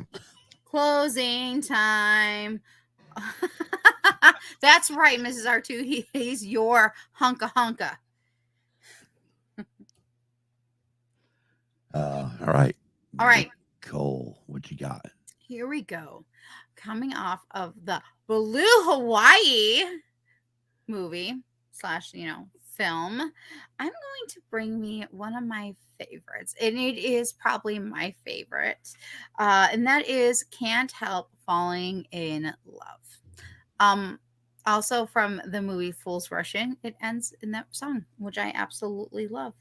It came it was recorded on March 23rd, 1963. Sorry, 61. And it was released November 21st, 1961. So same year. I'm noticing a trend, man. They were pretty good about like sign, seal, deliver, man. Sing that song and get it out. Again, that was on the Blue Hawaii album. I'm sorry. And yeah. I want to say there was, UB40 also recorded it. I know they did a cover of it. Nice. It was on the charts. It did pretty good. All over the world. It did really, really good. From number 2 to number 1. For here, it was number 1 in the adult contemporary, but it wasn't all around the world. Actually, in certifications, it actually made gold in Denmark, Italy, platinum twice in the United Kingdom, and platinum here in the States. So it did very, very well. Again, UB40 covered it. Something about the 18s, not like A-Team from the 1980s, but something else. And so I'll have to look that up later because that was later, like in the 2000s. I don't know. I just love the song because it's just this beautiful, lovely love song. And I just love it. I just love it. It's just pure love. Always has been. It's about love, Yeah. Take my hand, take my whole life too, if I can't help falling in love with you. Yeah, take my hand. That's how I feel. It's beautiful, wonderful, simple. Kim? Okay. Scott doesn't know what to do when Kim and I are straight to the point. Oh, no. No, because the minute you say it, obviously in person, boom, wise man says Only only fools fools. rush. And it's like, it's like your bottle said earlier, every time we mention the song, he can hear it, you can hear it. And that's the truth. It is. Well, and if I hear this song, I pretty much have to watch the movie Fools Rush In within 24 hours. Interesting. Because I have to. I love that. I mean, even in the movie Fools Rush In, I love all the various Viva Las Vegas is in there. There's other Elvis songs inside this movie called Fools Rush In with Matthew Perry and Salma Hayek. It's one of my favorite 90s rom-coms. And that ends Fools Rush In. And I'm just like, melt, and I just melt. I just love it's just a beautiful song that I just always have enjoyed. And while I'm not like dancing and shaking, like I'm all shook up, uh No, Ubaldo, I wish. do I look like I can time travel? Think about that. I mean, I don't think I look that age. But I will say that I Scott's like, oh, he's a dead man. Um yes, R2, that's because he called him Chewie. When this is Chewie, and he goes, well, I'm Luke Skywalker. I thought that was funny too. Okay, getting back to what I was saying. My coworker slash friend who likes to go to see the Elvis movie together. We like to go to we went to go see All Shook Up together. We've gone to see a lot of Elvis stuff together. She got to. So it was really interesting. If you go back and you can watch our thing about the Elvis movie, I do talk about it, but it was really neat to sit with her because she could tell me that happened, that did not happen. I could also hear the negativity right out of her mouth. Like, not even, she didn't even say it. I could feel how she changed when the movie even originally started. I could tell what was real, what was not. So, and I'm waiting for Ubaldo to be like, no, Nicole, you look great. And Ubaldo, this might be a good time for you to also put on the song "Don't Be Cruel." No, I've never been to Graceland yet. Those are my goals. I have goals. That's one Yeah. of mine. Yeah, one of Ken's BFFs, her BFF from high school is going to Graceland this year. Yeah. Yep. And so, yeah, that was. It's something I've always wanted to do. Something I've always wanted to do. Maybe one day I'll finally make it happen. We'll see. All right. Kim. All right. Kimberly. All right. So You're fired. No, she's not. Get out of here. Okay. Peace. You stay right there. Damn it. Now he's in trouble, folks. All right. Nah, the names haven't come out yet. All right. My final one is if I can dream. And I like that one only because it's got a message to it. It really has a message to it, a deep message if you really listen to it. Mm-hmm. And it says, If I Can Dream is a song made famous by Elvis Presley, written by Walter Earl Brown for the singer and notable for its similarities with Martin Luther King Jr.'s 1963 I Have a Dream speech. The song was published by Elvis Presley's music publishing company, Gladys Music. It was recorded by Elvis Presley in June 1968, just 2 months after King's assassination. The recording was first released to the public as the finale of the 68 comeback special. It is on Elvis. If I Can Dream.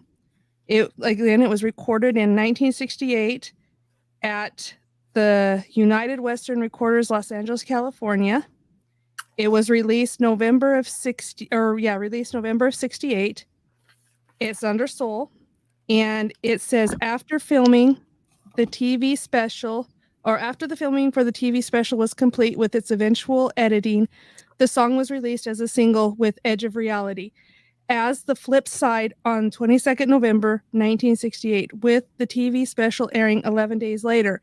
It charted on the Billboard's Hot 100 for 3 months and a week, peaking at 12, with more than 1 million sales, although the RIAA certified the song as only gold, 500,000 units, as of March 27th, 1992. In Canada, the song peaked at number 6 on RPM's top singles chart, maintaining the position for 2 weeks.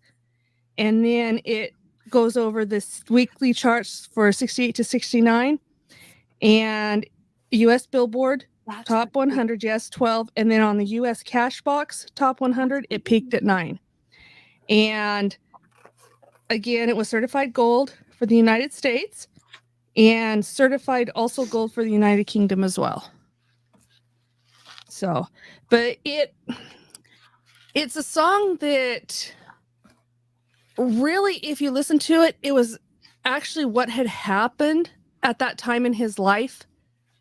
But if you really truly listen to it, it kind of describes today's It world. works today just as much as it did then. Yeah, it works today as it, and it's just one of those. Yes, for all of those, it's in the 68 comeback book.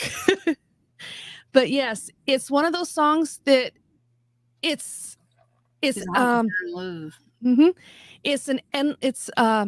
endless. No matter what, it's endless. I mean, it described what was happening back then. It also fits for today too. Mm-hmm. I want to add on when we went to Stagecoach Players and we saw All Shook Up the musical. They included that song and they had done like a tribute to, had Martin Luther King, had a bunch of both from that time and now. Thank you, Uvaldo. I can thank Scott and Kim for that beautiful masterpiece of a book. And I think that was a really cool surprise is at the end is that they had that. But I think that is what makes Elvis Elvis. And he was ahead of his time in his way because he also wasn't afraid of whittling his legs. In that one and saying, no. And he had, if you look through that book, you can see that he was including like where it's so put into us right now to include, he already was, yep. And he was in the South at the time. Yeah. And he was born South. Okay. It is what it is, people. And I think that was a huge thing. That was a big thing. And that was a game playing change because we needed to see that. People needed to see that, not just hear about it. They needed to see it. And he was a part of that. Yeah. That was history. Yep. And we should not forget about our history. Nope. Don't write it off. Don't change it. It is what it is and accept it. But he was a part of that. And that he, Martin Luther King, man, he was for, I have a dream. He was for it. Yep. Yeah. So, yep. Well, and then we'll let you go on, but you're good. Also too, if you just to do a little recap, if you look on his, back on his life, what was all his concerts? He included everybody, no matter what color, no matter what race. He included everybody in his concerts, like the Sweet Sensations Choir. He included them. I mean, he was just like you said. He was ahead of his time at a time. Well, I think it was just how he was raised. Yeah, he went to right a black church. Yeah. They didn't kick him out. No. Accepted him. Yeah. He was meant to be there. God put him there. Yeah. And he took it all in. And I think that also helped to shape who he is. Yeah. And especially at a time when the world was whites go one place. Segregated, Kim. Yeah, segregated. At a time when the United States was segregated, he was going, no, this isn't right. Right. He was he was part of that movement, or of that final push. Yeah, or not final push because I don't think that's ever going to ever be done with that. But he was there. Let's go. Yeah, let's go. Yeah, and with him being as famous as he was, it was quite a bold move. Mm-hmm. It really was. Mm-hmm. Yeah, agreed. Go ahead. I'm done. Well, now, see, Scott, you see what happens when we do talk? So my final one is the song that was released. Oh, gosh. Back in the day. Yeah, it was back in the day. Everything was back in the day. But the original song was actually released. It was written in 1968. And first recorded by the songwriter Mark James. After this recording failed commercially, it was recorded by Elvis with producer Chip Moman Elvis's version reached #1 on the U.S. Billboard Hot 100. And, and part of the reason, I mean, I could say it's a double on, thing for me is all, well, it's also got something to do with Admiral Akbar, but it don't, in a way it does. Because, I mean, literally, it starts right at the beginning. We're caught in the trap. They're caught And I can't in a walk trap. out. I can't walk out because I love you too much, baby. And it's Suspicious Minds. And oh my gosh, this one was, I do remember this one on the radio a lot. I mean, where I was growing up in Oregon, it was constantly on the radio. And I do remember this before he passed away. So for me, I do remember this constantly being on the radio. I mean, of course, it was released later, earlier, but it was one of those songs where it was still getting a lot of radio play. Yeah. Even in the mid 70s. Yep. And one line that really just sticks to me, right? And it's really stuck to me as, you get older and you start going through relationships and whatnot and marriages and have wives and different people. And the one that really just sticks out to me is, because it's also the same thing that sticks out to me with a Garth Brooks song. Okay. And let me find it real quick. And of course, it sticks out, but then it's completely forgot it. So we're good, right? Oh, we're doing it live. Yeah, right.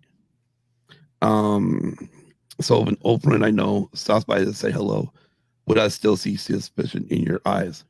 Here we go again, asking where I've been. You can't see the tears are real. I'm crying, right? And it reminds me of the song "Bury the Hatchet." Yeah. By Garth. We bury the hatchet, But leave the handle sticking out. Yep. And it's the truth. In some relationships that I think we've all been through, there have been moments where we have literally taken something that person's done. We say it's done and over with, we're done. And then a few years later, you're like, well, you did this. And you're like, oh, crap, I brought that back up again. Yeah. And, yeah. But yeah, for me, it's a song I've listened to since I was a kid. Yeah. And so lyrically, it stuck with me. Musically, it stuck with me. Is most of my stuff I realized, but again, I mean, we're talking, right? I mean, I mentioned it earlier with that one, but we have on 8-track. The very first song is Hound Dog. Yes. Okay, I love that song. There is not, I mean, like I said, there's one version of one song so far that I've listened to where I'm like, yeah, okay, I like the original better than I did what Elvis did. It's just because I probably heard the original more than I did of Elvis's. Yes.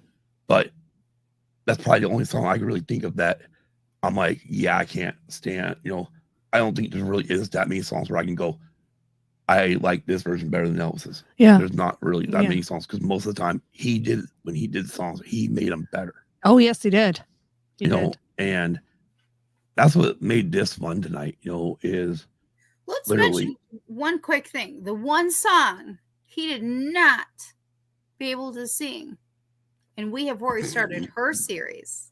Yes. And I will always love you. Yep. I am talking about Dolly Parton's I Will Always Love You. He wanted to do it. Yeah. And she wanted him to do it. And she did. But because of the Colonel.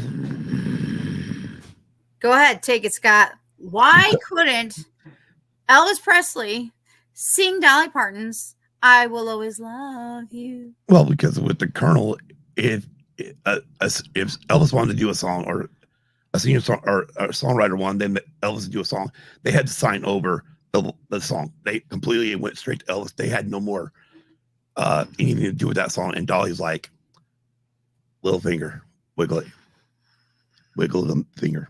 That's my favorite little new thing. If y'all haven't noticed it, I like to wiggle. And as you can all tell if you're viewing this, I do not have a high opinion of the Colonel. Oh, neither do I. I wasn't even live then. You all want to know what these two thought of the Colonel? Go back and watch our breakdown of the Elvis movie. And yeah, just and even because I'm reading the 68 comeback book, but even in there, I just want to jump through and strangle him. All right, Kim just got a little conversation, a little bit more action there. Oh Lord. This, you know, this is the side of Kim that most people don't see, except for when we talked about racing, and now the Colonel brought it out of her. Colonel I love brings it. it. Oh, woo! Yeah. Wow, look at Nicole is dropping the links. Yes. Well, I'm helping Nightbot actually make sure we get all the other ones. Well, yeah. Our red Well, fives, but that's fine. I don't That's mind. why I got the bio link in there, because it pretty much goes to everything else. All right. But yeah, but okay, Kim, you done with the Colonel? Yeah, because because we're here for Elvis, not for Exactly. not for that money But sucker. again, we mentioned it earlier. We mentioned it throughout the show. We could spend hours talking about everything he ever released. Mm-hmm. This is just 5 songs we each picked. Yeah. 5 different songs we each picked. Yep. And we could easily come back and do another. I mean, we could make an Elvis Presley. Oh, we are a podcast. series. Well, I mean, not even a that's series. We could make a full podcast about Elvis Presley. Yeah, we could. You know, I mean, it wouldn't be that hard to do. Nope. You know, and yeah. Scott's like, wait. Oh yeah, I can. I mean, it would be fun, yes, but at the same time, A lot of work. yeah, that's what podcasting is. It's That's a right. world of work. That's right. It is. We have fun doing it, We do. and that's the thing is like all these songs we talked about tonight. Nicole's dad brought out one, Rubbernecking, and I'm like, great, I'm gonna go. If I'm probably have heard it, just don't remember it right off bat. Mhm. But I'll check it out and be like, oh yeah, I love it. Okay, I like this song. You brought up Men in Black. We heard Prom Slam for the very first time, even though it was originally a Chuck Berry song, but we heard it from Elvis in that movie. Yeah. And then it became one of those things where I've got to find it. I Yeah. went down Napster, because Napster was a thing back then, and that's how I got it. Yeah, because I was with you. I was wondering, is that really an Elvis song? So I had to do research on it too. I'm like, Well, and I Why- think that's what is really cool is that what we were talking about is that he took songs and made amazing covers and did more and changes and things like that. Yeah. But then his music influenced others, Yeah. and he's a legend. He's a musical icon, and he's amazing. I had somebody one time tell my kids, well, Elvis really sucks. And I looked at my kids and said, do you realize without Elvis Presley, without Elvis, you don't have the Beatles. Without Sure. the Beatles, you don't have Kiss. Without Kiss, you don't have Motley Crue. There are things, And right? all these other, I'm just Things change. pointing out to these bands that I like that you would not have because without this Right. artist. Yep, exactly. So people could say, that they don't like him. I mean, obviously, DJs, I mean, just, He he's likes not a fan of his voice. Not a fan of That's his voice. okay. That is okay. I still You know, love and that's Jerry. That's fine. I mean, we all have opinion. I Mm-hmm. mean, there's times where I'm sure there's stuff that I can name, that people are like, whoa, Yeah. how do you like that? Like, a lot of people don't like Falco. Well, yeah. I love Falco. And not only because Rock Me Amadeus, but they have other good songs that you cannot understand because they are singing song in their in Austrian. Yeah. You can't understand them, but they sound beautiful. Yeah, they do. And Yep. I like Falco. And it's one of those bands where I don't care if people know I like them. I like them. Yeah. I mean, it's like last week. I know. Even since we've been married, I give you crap once in a while. I'm like, oh yeah, them new kids. Oh gosh, right? But Ubaldo. It's awesome. Thank you for sharing. And yes, go Yankees on the block. but Because Kim and I will hang tough. That's right. Hanging tough. Right, exactly. And that's the thing. Like me, like for me, my mom was a big fan of Are you Elvis. tough enough? Yeah. But again, I give her crap. That's because she's my spouse. But Don't be cruel to a heart that's true. Serious. well, she knows new kids could fall off the earth. I wouldn't care. Excuse I would highly I'm recommend joking. putting on some love ballads by Elvis Presley after this fun. A little less conversation, a little bit more action, Scott. So I mean, it doesn't matter. I mean, she knows I like New Kids. Yeah. She knows. I mean, we'll put it on, and I'll, especially I'll paint tough step by step. I will be more likely singing. I mean, heck, I got called out by All for One for singing all their songs, and I'm like, no, it wasn't me. I know you guys saw you right in front row, bro. I hear Shaggy calling. But anyways, Yeah. this was fun. Again, there are a lot of songs by Elvis. We could definitely do multiple episodes about his music. Yeah. And just to go back to Ubaldo's comment. Wonderful. Yeah, my aunt's no longer with us, but I had an aunt. I mean, she was so into Elvis that you go to her house and she'd have everything Elvis. Okay. My one aunt's like that. My dad's sister's like that. This aunt that she's talking about, she had been through a harsh time with her, former spouses. Yes, she had. And by the time I come along, and we married Kim's sister, her younger sister was literally, just remember, she hates men. She'll tolerate you being in her house, but she hates men, can't stand. And I completely understood it because I'd been told what she'd been through. And Kim's sister's like, but you want your one in with her? I'm like, sure. What is it? She's like, Elvis. Yeah. Oh, okay. Let's go. Yeah. As soon as she found out I was an Elvis fan, boom, we hit it off right off. We hit it right off the money. Yeah. She had no issues talking to me, and we talked movies, we talked music, We did. I mean, it was fun, and I enjoyed it. I mean, yeah, she had like the plates and all the different, but she also had all the different. Yeah, that's how my aunt is. But my parents loved Elvis. My grandparents, well, not my late grandma, like they had the Time Life Treasury of the 50s, 60s, and so forth. Oh my gosh, I loved it. And I knew when Elvis came on. I knew when Little Richard was singing. I knew when but when Elvis came on, I just he's a hunk of burning love. Yeah. Oh, yeah. I mean, it, because of mainly, my parents were born in 46 and 50, so I mean, they grew up during this era, and I got a chance. I mean, for me, it was one of those things where they would go buy stuff, and like I said, some of these records are my mom's records. Oh yeah. I might be a little bit jealous of my grandma. Like I want to be old enough to like Elvis. But the one thing is, the one thing I always say is, and you get this throughout all fandoms, and regardless if you like Elvis or not, regardless of what you like, regardless if somebody likes what you like or don't like what you like, don't be a jerk to them.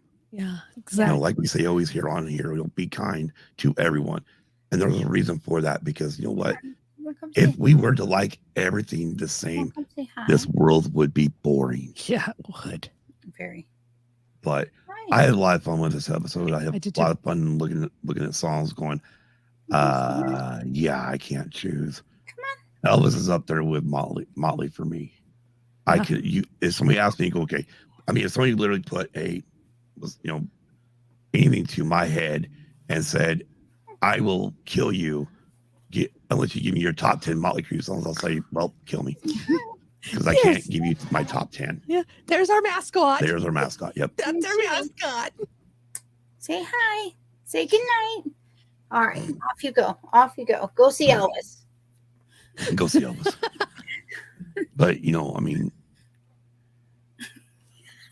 this episode was hard for me. I mean, I'm sure it wasn't hard. I'm sure it was hard for you guys all. It was just hard to narrow them down, not because it was hard, though. I mean, it wasn't emotionally hard. Right. Isaac saying goodnight, and then all of a sudden, Kitty! Yeah. Yeah. But yeah, it was narrowing the songs down. Yeah, that was the hard part for me. Yeah. But it is on the shorter side. That's because we didn't do like a normal episode. We didn't go diving through. It's like, okay, we want our Patreons know we thank them all the time. We didn't go through the whole list of stuff because we knew we wanted to get into this. One, because right now Tuesday nights are what people Mando Eve. Yeah, Mando Eve. We are always Mando Eve. For me and Kim, it's less midnight our time. It releases 3 a.m. Eastern. The next episode we releases, we will be watching it the minute it comes out. So I can sit there and say I'm safe and I don't have to worry about it. And, Kim's got to work tomorrow. I know Nicole's got to work tomorrow. Plus, if you are a Dreamlight Disney fan or play the game Valley, tomorrow there's a new realm that opens up. We are getting Simba and Nala from the Lion King. Yeah. So, and that happens, Circle life. that happens at 6 a.m. our time. So it's like, okay, yeah, I will be getting probably a little, I hope a little bit of sleep, but stay up for Mando, and we'll go from there. Anyways, and again, it's not sounding like it, but I want to also thank our co-host Nicole, because she gave me an idea or said it to me about this throat coat stuff. Oh yes, tea with honey, people. One, I started drinking all. You have to add honey. Honey makes it all better. Oh, see, there you go, Kim. I asked you if you wanted me to add honey. Honey makes it all better. Yeah, it does. Well, And actually, the honey will coat your throat too. Will help. Yeah.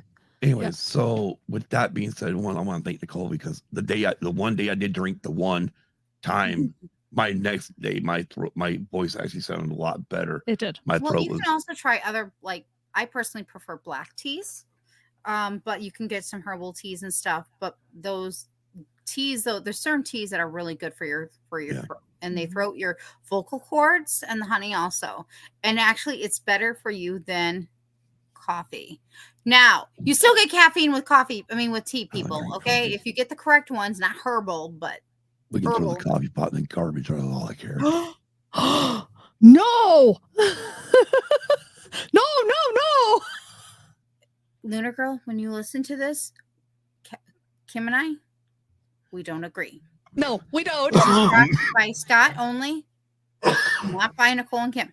Okay, first of all, let's just make one thing straight. When Scott has coffee, he has a little coffee with his sugar. Yeah. Okay, so we all know Scott does not like coffee. I would drink it when I have to, because if I will drink it here and there. I don't drink it a lot. I'm just giving her a hard time because it's always one of those things where it's like, but I'm the first one going, ooh, what Star Wars coffee pots are out there? I'm the first one looking for a Star Wars coffee pot. As long as there's a Grogu one and a Mandalorian. There is one out there right now. First of all, no more Grogu in this house. Grogu. Real quick. So what do I need to send to Kim? Here we go. So real Got quick. it. Anybody's noticed that last week? Oh, look.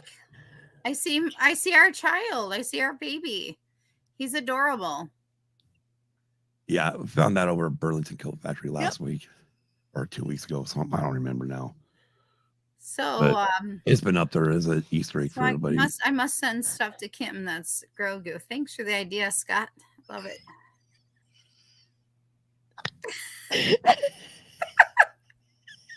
Oh, hello, Mr. Mailman. No, we don't accept that. Whoa. I'm teasing, Shields. I'm teasing. Anyways, so real quick, everybody, we want to let you guys know one thing. Yes, it is getting late. I know a lot of people do have to go to work tomorrow. Yes. One, thank you for sticking with us through this late night. We appreciate it very, very much. Yes. We are going to take a 2-week break. Are we coming back in 2 weeks? Yeah. Okay, so basically, we're not going to be here next Tuesday, but the following Tuesday we'll be back. Is that that's correct? Correct? Let's look here. I got a calculator. Gosh dang it. Calculator? I got a calendar How's it? I got a people? calendar. Pay attention to the social medias. Mine and Nicole's. Nicole, where they can find you at? Peace, Love, Phantoms on Twitter as well as Instagram and TikTok. Okay. I'm always under the Use and Abuse Pod Twitter, so you guys can find me there, plus Instagram and whatnot. I also do have personals, but I do use them. We're at least taking next week off for sure. We will. No! I can hear. I already see the Vader one right You're now. making me feel good, Ubaldo. Thanks. Yeah. But you can catch me on Saturday night on Scare Off Live. Yes. Exactly. And the following Friday, I'll be, dare I say, I'll be back at the Dungeons and Dragons for the Red 5 Tavern. That'll be the 14th. Dun, dun. And If you yeah, watched that this one. past week, you know that a certain character got has killed. perished. Got Yes. killed. She got slayed. After, hey, I would like to make a special note that I slayed on the episode before that. I slayed the living bejeepers out of another character and almost ruined my life.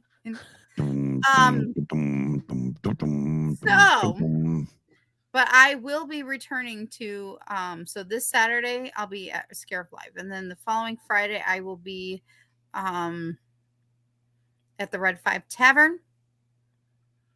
Okay. I won't say anything more on that. I won't say anything more. You'll have to check it out. And I don't know. We'll see. Who never knows where I'll end up. You never know where I'll be asked to come and join and have fun and talk about other stuff. Under your booty. I slayed the week before. Seriously, go back and I don't know why I had to include Bartok's like Anastasia. But My slay. Anyways, Kim. Anyways, what's Okay, so next week is the 11th, which we won't be live. And the Friday that Nicole's talking about that she'll 14th. return to the tavern is April 14th. Yep. and then that next Tuesday is what? Is April 18th. 18th. Yeah. Ooh, my mom and dad's anniversary. Mm-hmm. Yeah. So We'll have to definitely pay attention. Yeah.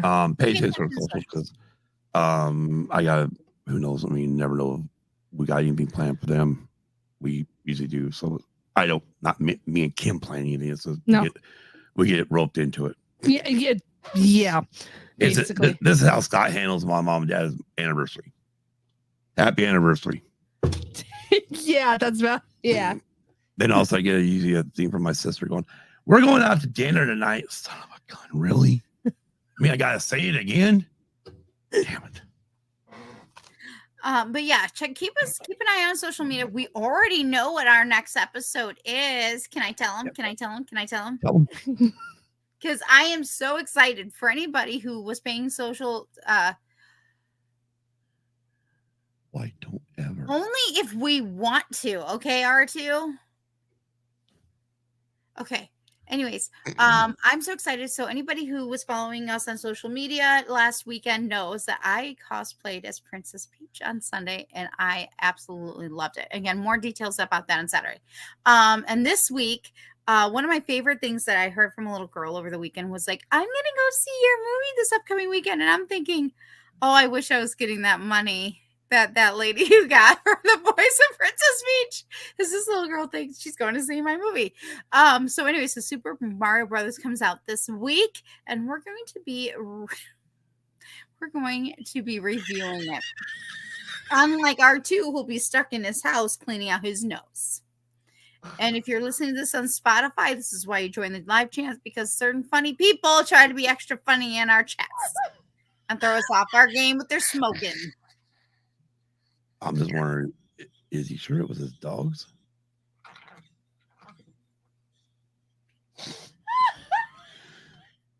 Anyhow. Oh, it broke Kim again. Yep. So I'm really excited because I'll be showing some more pictures on our next. If I can, we'll be covering it. We can see you, or you be safe. Yes, please. Please be safe. I mean, that's more important right now than the our show. Yeah. I mean, the one thing nice about YouTube show is that you can go back and watch it. Yep, always go back. Yep. You know, but And yeah, we knew you were here. so yeah, so 2 weeks. 2 weeks. It could be roughly 2, right could now. be 3. Could So be we'll 2, see. could be 3. Right. Which also means this is episode 196, people. We're 4 away. Obviously, with this taking whatever time we take off, that will push back our Push us episode back. 200, which is good because we really, Haven't planned it. well, we planned it, but We're we have kind of planning. We're still working. right. Yeah. So that will definitely push 200 into May, which might be a good thing. But we'll see. And yeah. And until we are back, remember one thing: we do have an archive. Yes, we do. Yeah, take a Oh, listen. I mean, You never know. There might be some Patsy Cline or George Jones that you want to listen to. I Yeah, mean, right. other movie reviews that you want to do. Yeah, exactly. And as always, have a great week. And a great weekend. Scott, Be kind. Oh, wait. Sorry, Scott. Kind of no, took you're that from fine. me. No, I was having fun. good thing this show's almost over because this is where I'm at. Please, please, please get your shit together. Go ahead, Nicole. What's the third one? Be kind To everyone.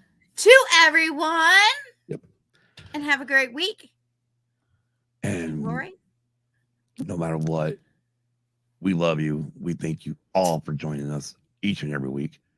You've just seen one of our shorter episodes with since Nicole's joined the show. I don't think this is shorter. We've already hit 2 hours. This is not Well, shorter. Well, it's shorter because we It is didn't do not all shorter. It's shorter because we didn't do all the business. Actually, it's still in our. If you continue to watch, it will be included in our extras at the end. True, very true. But So thank you until all we for are being back, we love y'all. Thank Yep. you again for joining us each and every week. We're just gonna take a little time off, and then we'll be back. Unlike the escape guys, no, we're joking. They needed the time off that they had to take, and until next week or whenever we come back, we love you. Peace. Peace. Good night, everybody. Good night.